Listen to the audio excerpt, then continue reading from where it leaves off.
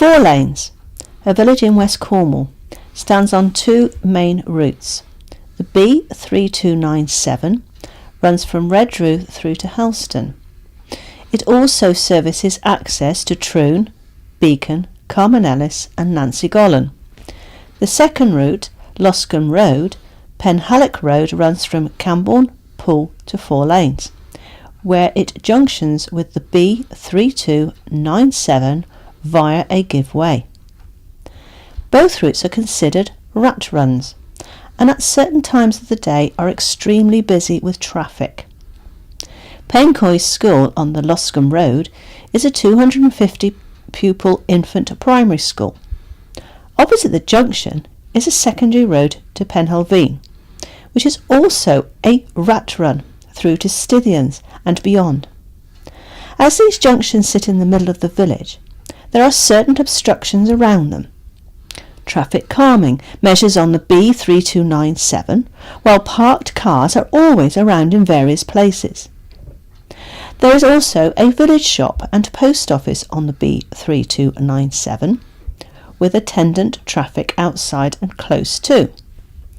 At busy times of the day, early mornings, school home time, and late afternoon, early evenings, the junctions are in constant use with traffic transiting through to Helston from both Camborne, Poole and Redruth, and vice versa. The turning out of Loscombe Road is a right-hand turn, and so it's turning across the traffic flow on the B3297. This is generally not an issue until traffic emerges from the secondary junction from Penhallock. These junctions are controlled by a give way from Loscombe Road and by a stop on the secondary junction. At non-peak times it is safe and permissible. At peak times they are relying solely on the advice and instruction given by driving instructors, schools. No one has priority in this situation.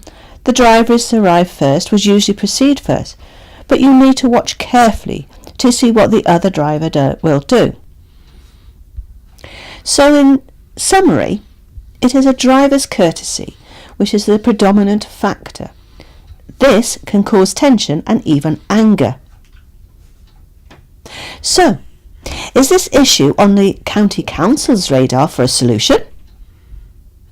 According to Cormac, a congestion study has not been done for the junction, but listening to Councillor Hendy, it is set to be forwarded. To discuss this matter further, I will be interviewing County Councillor Hendy, whose ward Four Lanes falls in, Mr. Phil Morse, a local resident and driver. I had hoped to get feedback from the neighbourhood plan team, but was unable to get a comment. Right, so Rob, what do you think about the junction behind you, at the end of Loscombe Road, on the junction with the B3297?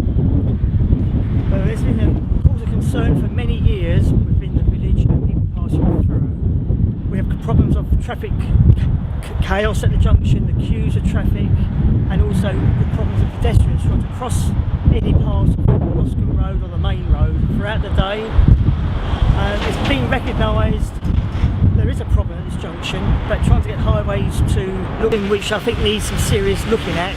There's been problems over the years which highways don't seem to comprehend, with traffic queuing in the peak times and the difficulty of pedestrians trying to cross any of the roads at this crossroads. So Rob, how do you think this could be remedied, that the situation at peak times could be remedied?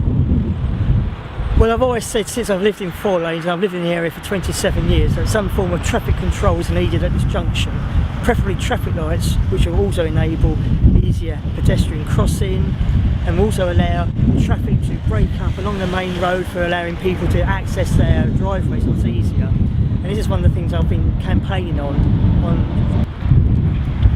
So do you think the traffic calming in the village is enough, too much, or is there more needed? Definitely more needed. I mean, there's another issue right through the village of speeding traffic from one end of the village to the other. We have a local speed watch group which every week go out for an hour in the morning in various parts of the village to record traffic speeds, and every time they're out there, they find between 15-20% of the vehicles are going well over the speed limit. We have flashing speed signs on 2 roads into the village that also show very fast traffic. In fact, over 85%, as of 80, look at 85% of the traffic passing through the speed flashing sign, and over 30% of that is going over 35 miles an hour, which highways do a bit. Has been a seriously high figure. With the traffic calming, we've had the highways engineer up looking around the village, and he suggests that parked vehicles is the cheapest option to slow the traffic down. But to us, we feel we need something more permanent, like proper chicanes to actually force the traffic to stop or slow down. So what, considering the projected increase in traffic flow, can be done in the future to cope with this? Well, we've got over 1,000 homes still being built in Helston, and although the highways say otherwise, we are sure that a good percentage of that traffic is going to come through 4 lanes. At the moment, myself and 2 other Cornwall councillors whose wards cross over the B3297, we have done a survey of the length of road, highlighting pinch points, dangerous junctions and bends which need some looking at, and we've got a meeting with the highways in a week's time to look at possible ways to increase that. And I'm hoping that at the same time we can then look seriously at 4 lanes to get some, even if we can't get any improvements done within the next year or so, to actually get it listed in the capital expenditure, so we've got something we can work towards.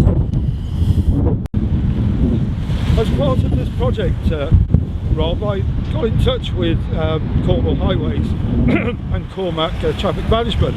They said there's actually no studies or feasibilities done for this actual junction on their record. Are you telling me there's something different? Yes, I am. I've looked at different traffic counts they've done. They've done a traffic count on this crossroads 6 years ago, and they did a traffic count at the other end of Loscombe Road a year ago. So we've got a 5-year gap. Yep. In 5 years, the amount of traffic using Loscombe Road has gone up 50%. The speed watch people who are doing their regular speed watches are always highlighting the amount of traffic going over 35 miles an hour, and that's with them having their warning signs on the approach to say you enter the speed watch area and wearing high vis, and they're still catching 15-20% of people going well over the speed limit. And then bearing in mind, because extra traffic is going to be coming through Helston, as there's a very direct route between Helston, Redroof and Okay, I'm speaking to Mr. Phil Norse. So Phil, what do you think about the junction behind you at the end of Loscombe Road on the junction with the B3297? This junction is actually it's a bit of a nightmare, to be honest with you, because certainly in school times at about between 8:30 and 9:30, there's traffic queued up everywhere. I mean, I live up Stithians Road, and sometimes when I've been going to work, I've waited at that junction for up to 7 minutes, and just to try and get a place in the traffic. It's all over the place, and it's a massive waste of time. So how do you think that this situation at peak times could be better? Well, I mean that's quite a difficult question, because you've got the road's not big enough for to put in roundabouts or traffic lights or anything like that. Maybe the cars parked down the road there could be stopped from being parked, giving a free flow of traffic. So do you think that the traffic calming in the village is enough? Is more needed? Or does it need to be better?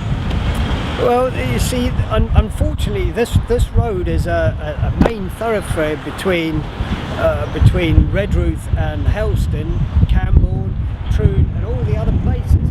So traffic calming wouldn't really work, because all you're doing is backing up traffic, especially at peak times. So I think maybe, you know, things like getting rid of the traffic on the main, or getting rid of parked cars on the main road would help the situation an awful lot. What's considering the projected increase in traffic, Phil, can be done in future to cope with this?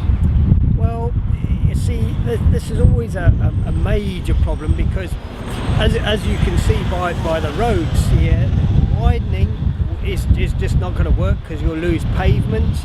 The traffic lights or roundabouts, they're not going to work at this junction either. So really there's not an awful lot that can be done, unless, you know, people are willing to lose a bit of pavement.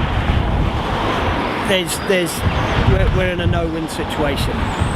Okay, thanks very much, Will, for your participation.